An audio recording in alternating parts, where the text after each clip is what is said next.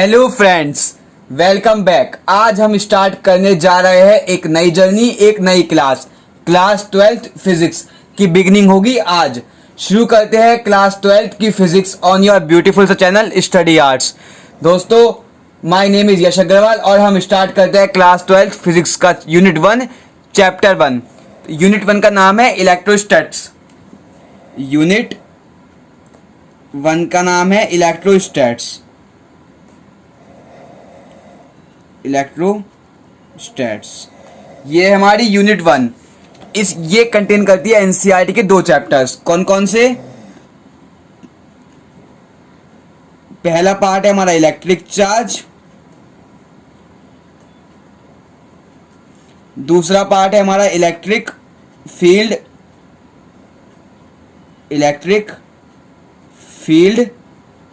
And flux. ये दोनों chapter parts cover करते हैं एनसीईआरटी के चैप्टर नंबर 1 और इलेक्ट्रोस्टैटिक पोटेंशियल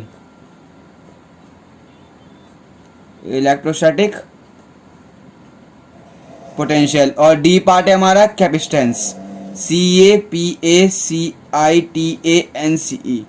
ये कवर करता है हमारा एनसीईआरटी का चैप्टर नंबर 2। अब देखिए, हम पढ़ेंगे पहले यूनिट नंबर 1 जिसका नाम है इलेक्ट्रोस्टैट्स। इसको हमने 4 पार्ट्स में बांटा है। पहला इलेक्ट्रिक चार्ज, दूसरा इलेक्ट्रिक फील्ड एंड फ्लक्स, तीसरा electrostatic potential, fourth capacitance. NCERT book में इन चारों को 2 चैप्टर में बांटा है। चैप्टर 1 में आएंगे 2 पार्ट, चैप्टर 2 में आएंगे ये 2 पार्ट।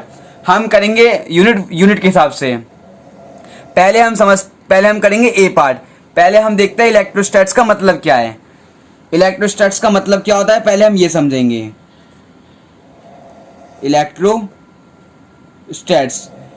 इलेक्ट्रोस्टैट्स एक ऐसी स्टडी है जो हमें क्या करती है, उन चार्ज के बारे में बताती है जो रेस्ट में है।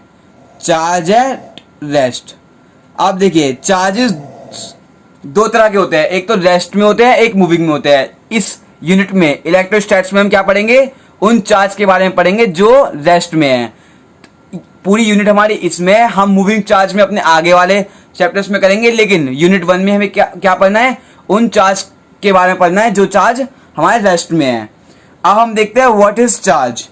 एक नया क्वेश्चन आया हमारा, व्हाट इज चार्ज। चार्ज क्या है? चार्ज क्या है? ये हमारी इंटेंसिव प्रॉपर्टी है। कौन सी? इंटेंसिव, या फिर हम बोल सकते हैं बेसिक, या हम बोल सकते हैं एलिमेंट्री।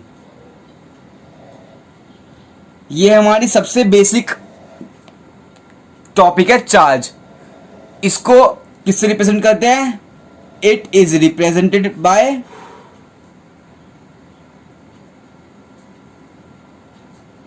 कैपिटल क्यू, और काफी बुक में हमें स्मॉल क्यू भी दे रखा है, वो आपकी मर्जी है। और इसकी ऐसा यूनिट क्या होती है?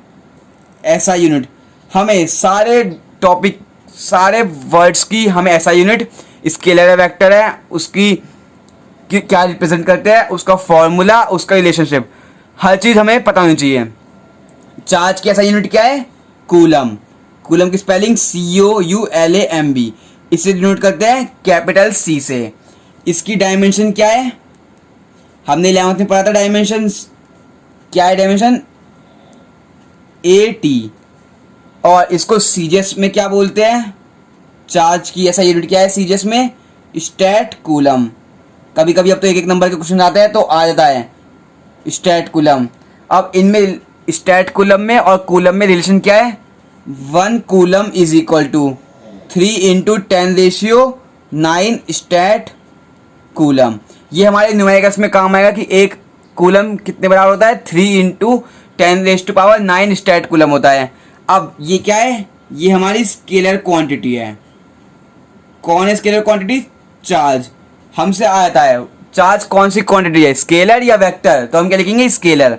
एक बार रिवाइज करते हैं, चार्ज क्या होता है? चार्ज क्या है? एक बेसिक, इंटेंसिव या एलिमेंट्री प्रॉपर्टी है। उसको रिप्रेजेंट करते हैं किससे? क्यू से, कैपिटल क्यू से और स्मॉल क्यू से।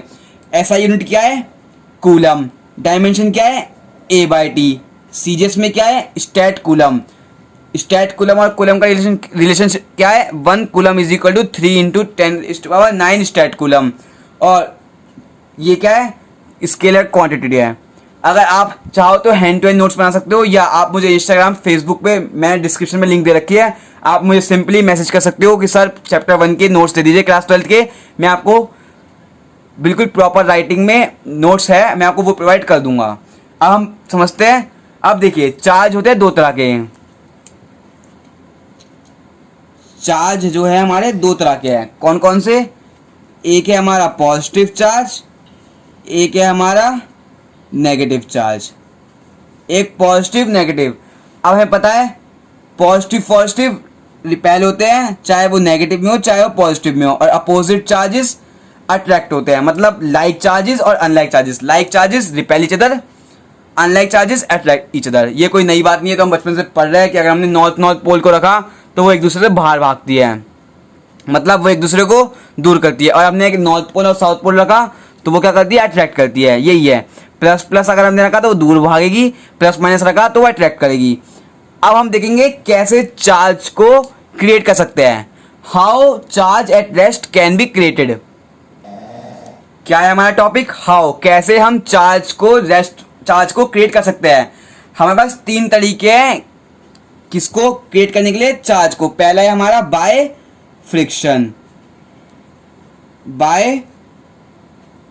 फ्रिक्शन, दूसरा है हमारे पास बाय इंडक्शन,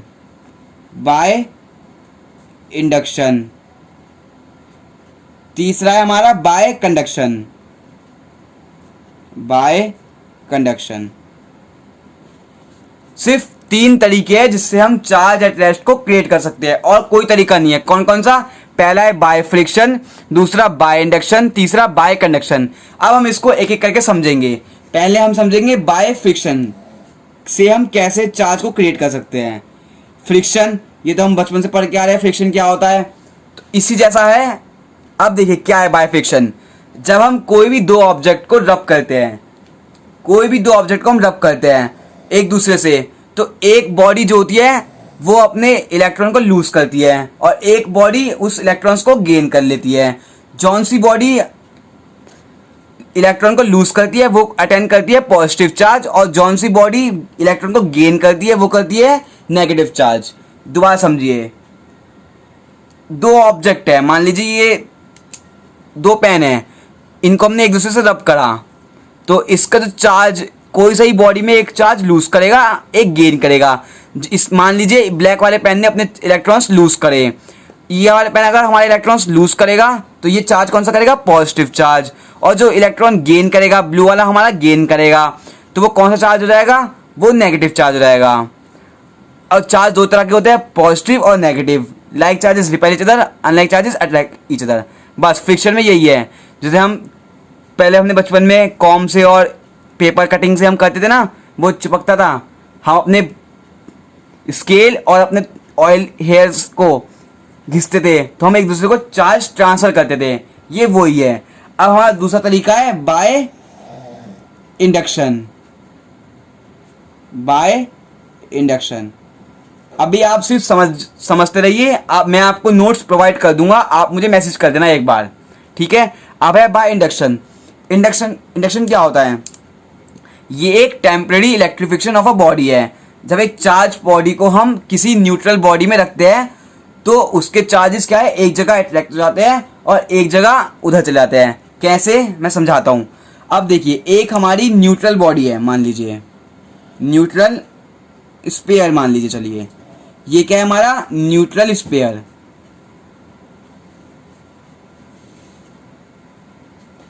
अब न्यूट्रल मतलब जितने हमारे पॉजिटिव चार्ज है उतने ही हमारे स्फीयर में नेगेटिव चार्ज है। अब हमने इसके सामने एक चार्ज बॉडी रख दी, इसके सामने हमने एक वही पॉजिटिव चार्ज बॉडी रख दी।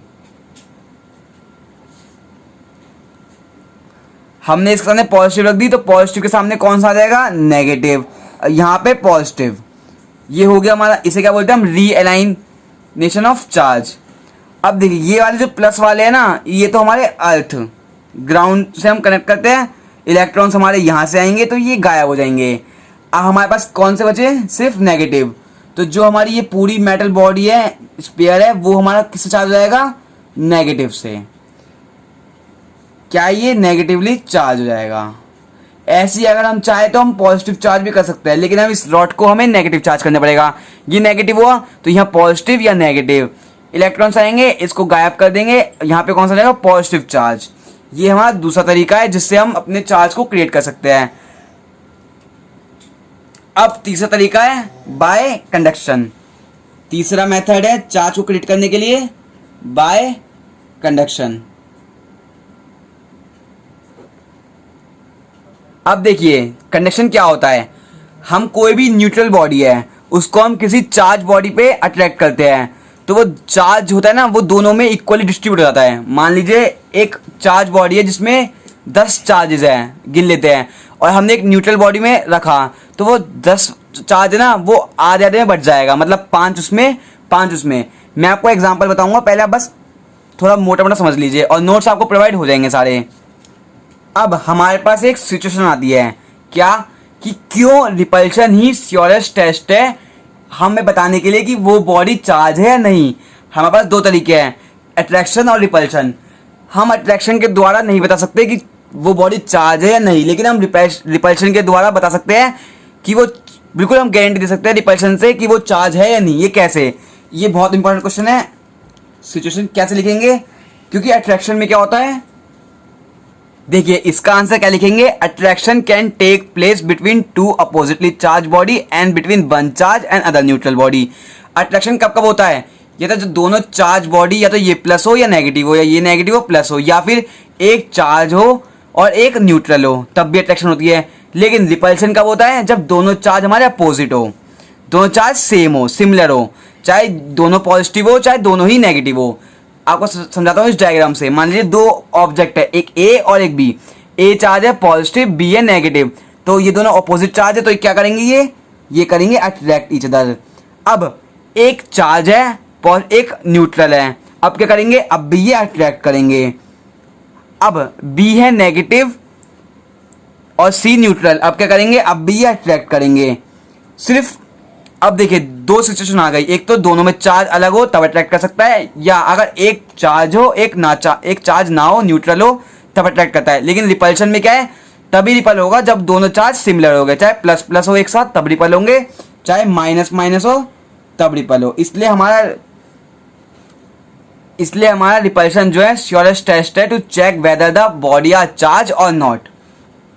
अब एक और सिचुएशन बनती है, what does Q1 plus Q2 is equal to signifies.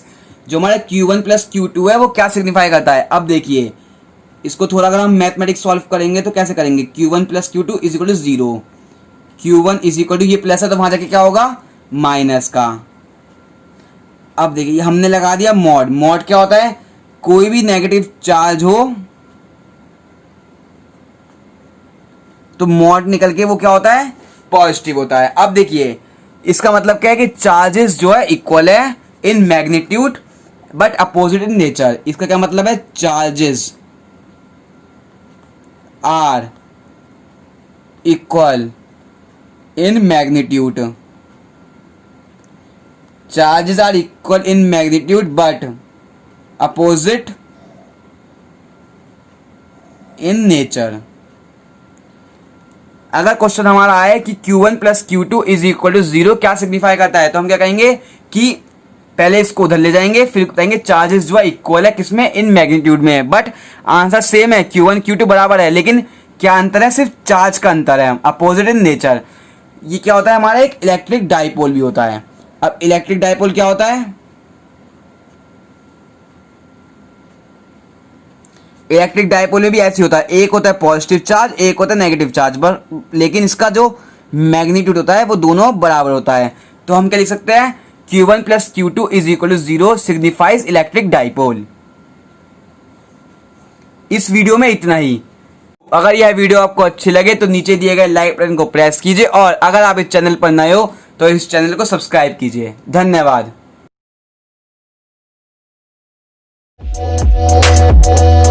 We'll be right back.